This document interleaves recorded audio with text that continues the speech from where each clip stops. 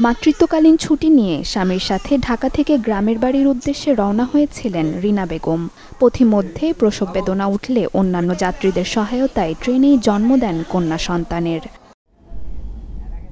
শুক্রবার সন্ধ্যা ৭টার দিকে ঢাকা থেকে ছেড়ে যাওয়া পঞ্চগড়গামী আন্তনগর একতা এক্সপ্রেস ট্রেনে পার্বতীপুর দিনাজপুর রেলওয়ে স্টেশনের মধ্যবর্তী এলাকায় এ ঘটনা ঘটে। পরে রাত 9:45টায় নবজাতক ও প্রসূতিকে দিনাজপুর মেডিকেল কলেজ হাসপাতালে ভর্তি করান ফায়ার সার্ভিসের সদস্যরা।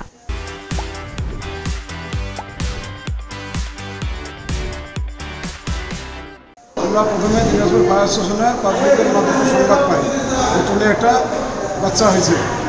সংবাদ পাওয়া মাত্র আমরা অ্যাম্বুলেন্স নিয়ে রেল স্টেশনে যাই। রেল স্টেশনে গিয়ে বাচ্চা এবং বাচ্চার মাকে ট্রেন থেকে নামাইয়া তারপরে আমাদের অ্যাম্বুলেন্সে তুলি তুলিয়ে আমরা দিনাজপুর মেডিকেল হাসপাতালে নিয়ে এসে ভর্তি করি। এখানে ট্রেনে বাচ্চা হয়েছে, এখন মেডিকেলে আনছি, ভর্তি করছি, বাচ্চা সুস্থ আছে। সে পার্বতীপুর আসে, ব্যথা হচ্ছে, ব্যথার অবস্থায় বাচ্চা হয়েছে।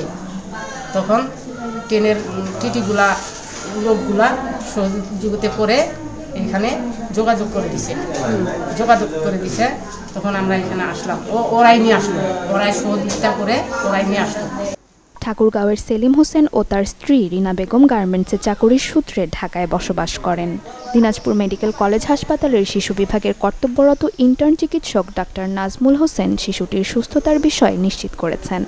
বাচ্চাটাকে আমরা দেখছি, বাচ্চাটাকে জন্মের পরে যেমন কালার থাকে, কিস কালার ওরকম ছিল, বাট বাচ্চাটার চোখ ফুটেনি, চোখ বন্ধ আছে। এই কারণ হচ্ছে যে বাচ্চাটা নাকি 7 মাসেই ডেলিভারি হয়ে গেছে।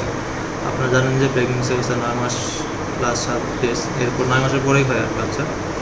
তো যেহেতু রাস্তায় একটা অঘটন ঘটছে আর কি, দুর্ঘটনাই বলা যায় এটাকে, হুট করে ঘটছে এবং সে ডেলিভারি হয়ে গেছে। তো বাচ্চার ওজনও সেই হিসেবে যদি জন্মের আগেই হয়ে গেছে, মানে সময়ের আগেই হয়ে গেছে, 7 মাস বয়সে বাচ্চাটা ডেলিভারি হলো, তো সেক্ষেত্রে তার ওজন একটু কম। চলন্ত ট্রেনে জন্ম নেওয়া শিশুটি মায়ের গর্ভে ছিল 7 মাস। Desk report, channel 24।